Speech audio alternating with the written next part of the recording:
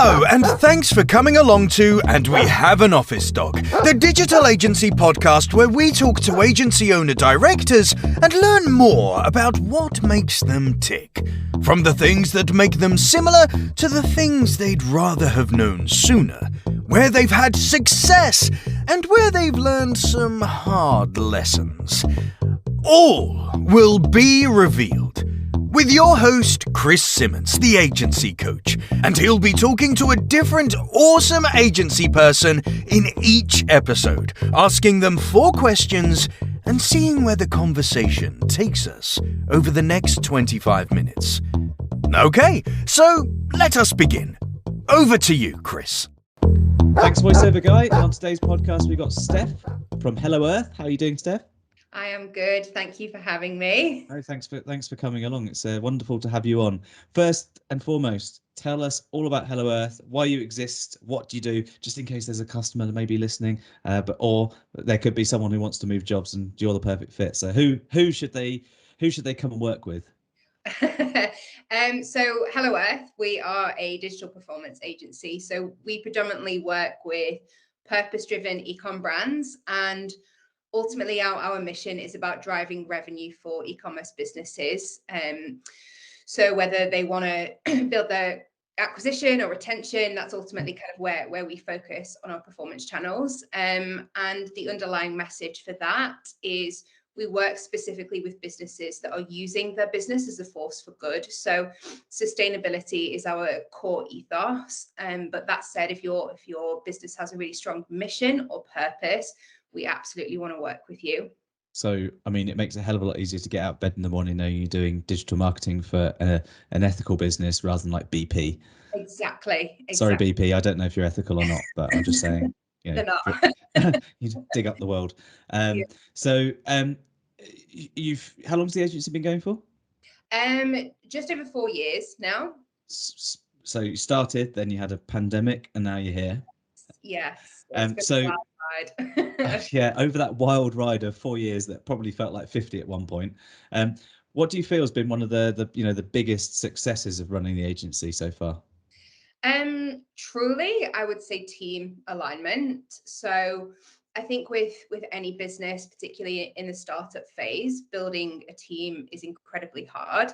But yeah, but building the right team is even harder. And we've absolutely gone through those motions of finding who we really vibe with as an agency and ensuring that energy exchange between us and the team is aligned. That's been a major win for us. And I would say we've probably only recently achieved that or got to that point where we can say, do you know what, this is a really good fit for us. And that's absolutely been a journey. I mean, interestingly, I actually put a post on LinkedIn over the weekend highlighting this. I'd spotted like on one of our team's Instagram posts, they had put, I love my job. And for me, that's when I kind of sat back and I thought that's a huge win. That's a huge win. So agencies are really a product of how good the people are ultimately at the doing, as well as at the following and alignment of the vision and things. And especially now at the moment with post-pandemic, lots of people who've kind of sadly lost their jobs because of furlough and things like that, and there are lots of people looking for jobs right now. How do you weed out, and not in a bad way, how do you find the right people that are the right fit? Is there something that you do differently there? I mean, I think probably one thing that we've learned again along the journey is having a very clear conversation with candidates about expectations. I think when you step into an agency environment, particularly in that startup phase, it is there is an expectation that everybody needs to be significantly aligned in terms of what the goal is that we're moving forward with. And really having that passionate and deep connection with the clients that we work with, because it is fast paced. Yeah. So we have almost switched some of our interview questions to talk about, like, to be really clear, this is what the role will entail. And I think having that transparency and setting those expectations that it is busy, but it is rewarding is something that we've learned quite quickly to be very transparent with.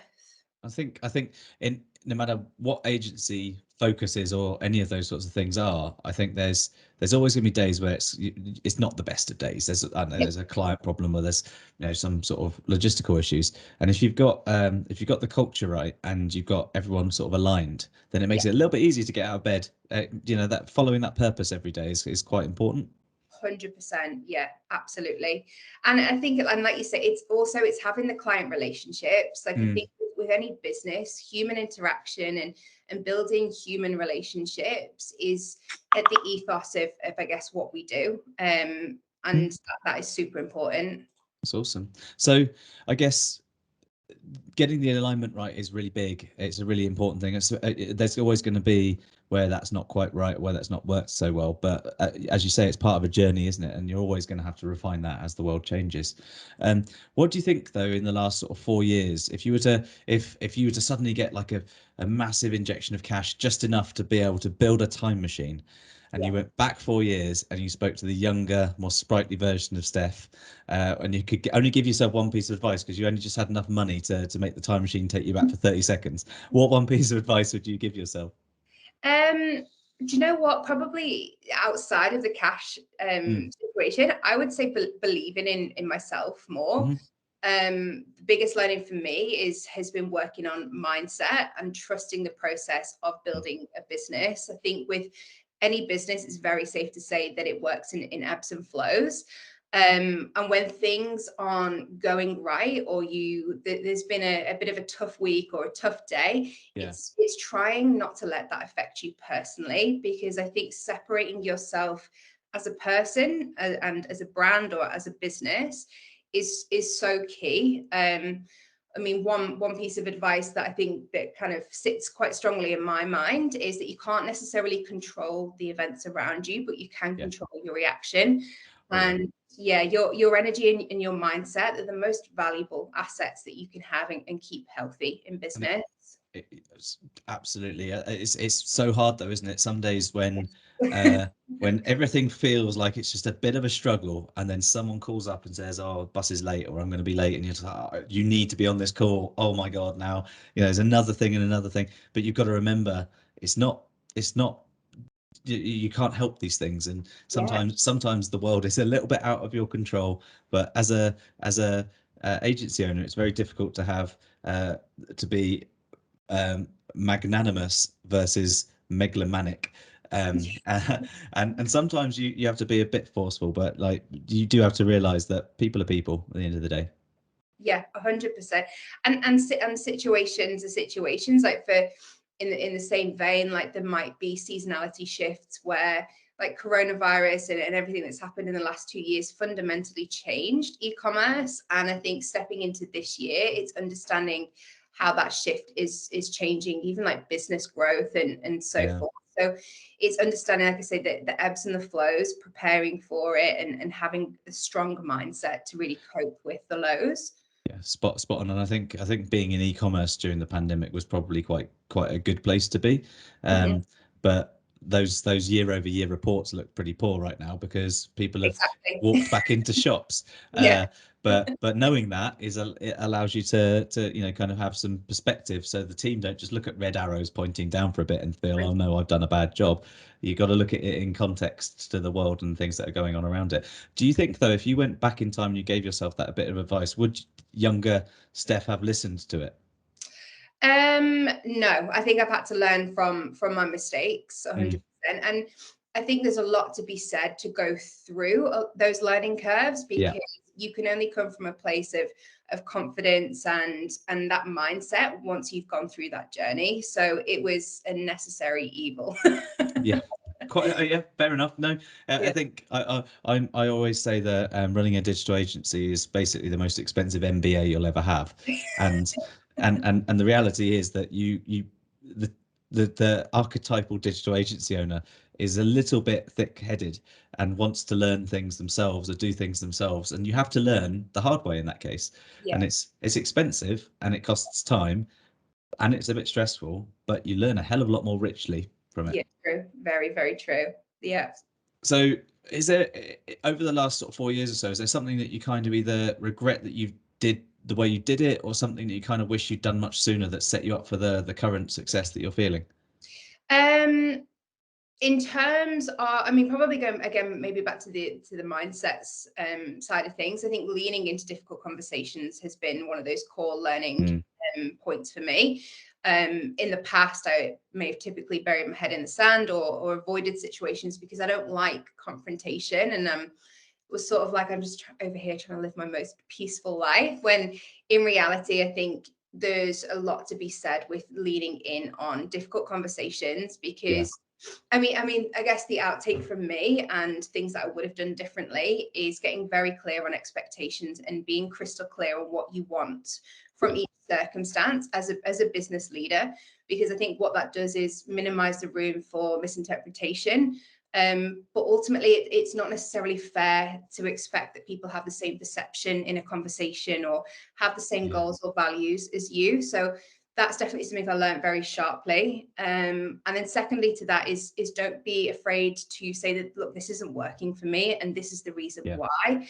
And dealing with the facts again over that emotion really helps navigate difficult conversations. Yeah, I think to your first point about leaning into difficult conversations is, I mean, love him or hate him, some people really do love and some people really do hate.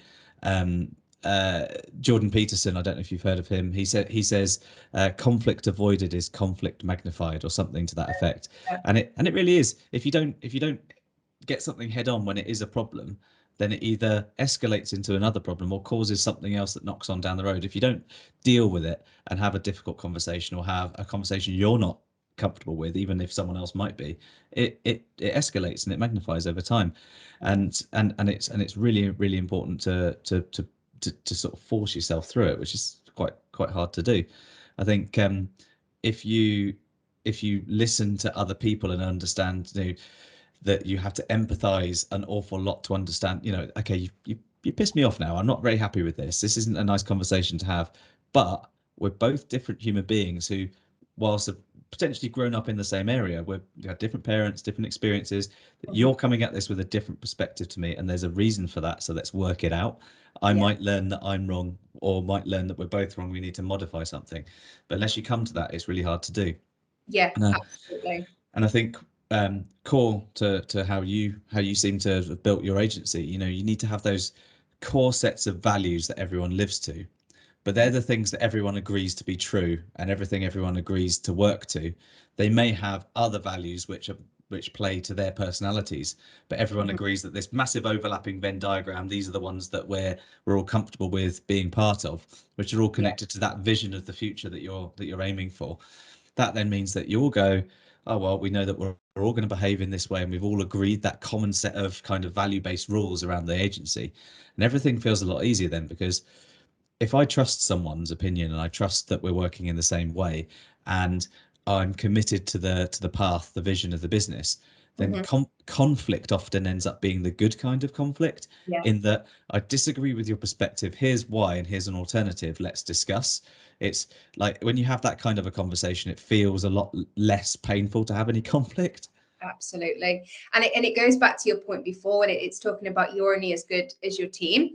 Like, I think that is a whole reason why that all kind of aligns in the same way. It's having those core values all pulling in the same direction. And that's where the magic happens. It really is. And I think that you can tell the difference in certain agencies, whether it's by the social media activities of people, or whether it just be by, so you can, there's a lot of agencies where lots of the staff go to lots of events and they're always tweeting about their experiences in the industry, or they put themselves forward for a talk. Not everyone wants to do a talk, not everyone wants to be on a stage, but you know that you've got someone in the agency that really loves where they are. If they say, hey, have you got that branded deck, because I really want to do a talk at this meetup next week. Those are sort of, I want to fly the flag for the place that I am part of. Or there's people who might just like to go on Twitter or LinkedIn and say, this is what we've learned about this, and have you got any materials that I can share? It's a good indicator of that you've got the right group of people. Definitely, that fundamentally is the measurement of culture in an agency. Yeah. And what do you, so in order to, it's harder to maintain these days because there's a lot of remote or hybrid or fully remote working going on. And in some agencies, everyone's come back to the office, but lots of people were hired during the pandemic outside of the region that the agency is. So there's almost like a system where you've got full-time in the office and full-time remote and some hybrid, and it's quite hard to maintain the culture that way. So is there anything you do around that helps?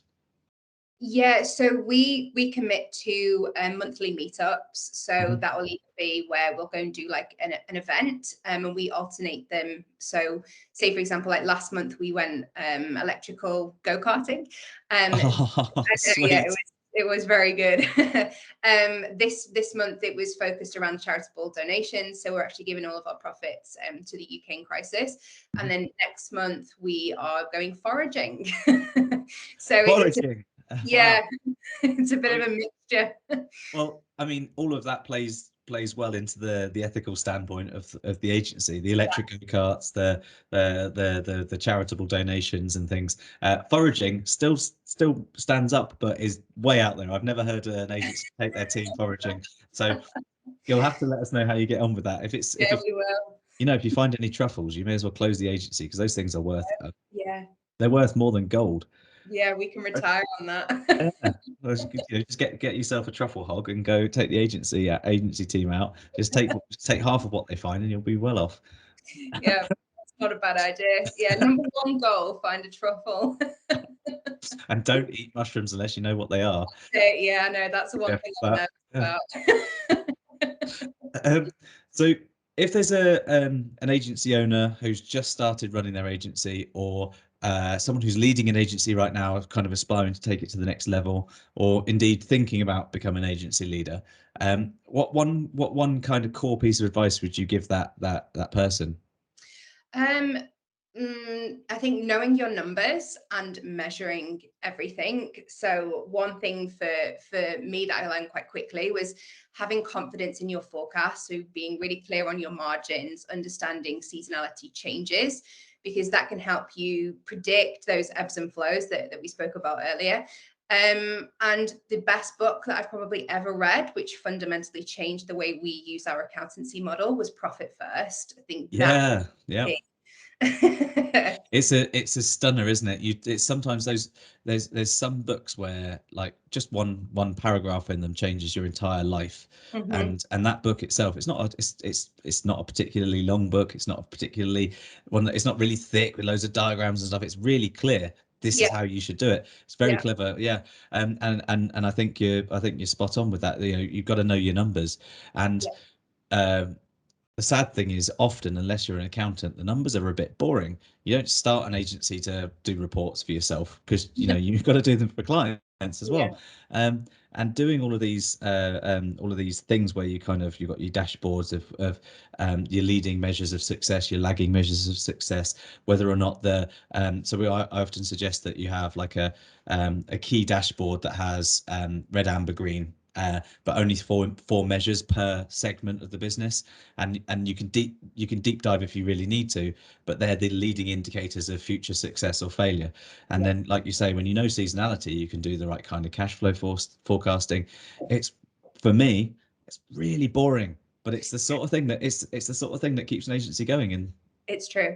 Yeah, it's the age-old saying, cash is king. I think cash flow is so pivotal, because if you have a healthy and a good cash flow, it gives you confidence in making those next decisions, and growth doesn't feel as jarring, because you know that you have that cash flow in the business to support that. Bang on. Absolutely. And I think that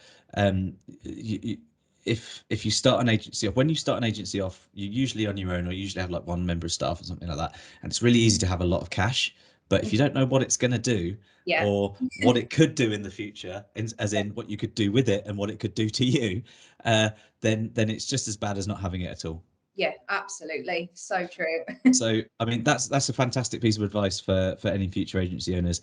Get the boring numbers bit sorted. And if you really have to, it's worth spending on a decent accountant to help build management accounts that are all connected to, I know, Xero or Sage or whatever you want to choose. Yes. But if you have the right management accounts, that's great. You can connect those management accounts in a smart way to your team's project management dashboards and things like that. So you can see people plus bank balance based numbers, and you can work out kind of a holistic view of how the measurable part of your team are right. And then you've got the non-measurable part, which is, you know, some nice social posts and team that are smiling and happy when you meet them, and those things like, you know, very, very few unexpected absences and things are always a good sign that people are happy. And if they're happy and the numbers are right and the dashboarding's right, it should just work, right? 100%, absolutely. I mean, I think our accountants do find us quite painful because we have bank accounts for everything. But you know what? The method, it works for us. I mean, I'm the same. I know that the accountant that ran my agency was probably one of the most patient people I've ever worked with, because of a similar type of thing, whereas all the bank accounts were split out and there's that dashboard and that dashboard and asking questions all the time. I certainly got my money's worth, that's for sure. But you've got to get it right, and if you do it all by yourself, you'll miss something because you're looking one-dimensionally. Yes, exactly. And that's tough. It is, yeah. So know your numbers, folks. So that's absolutely brilliant advice to end the podcast on. So thank you very much for coming along, Steph. It's been wonderful having you here. Thank you, Chris. Appreciate it. And on our next podcast, we'll have a different agency leader talking about their journey along the way. And thanks very much for listening, everybody.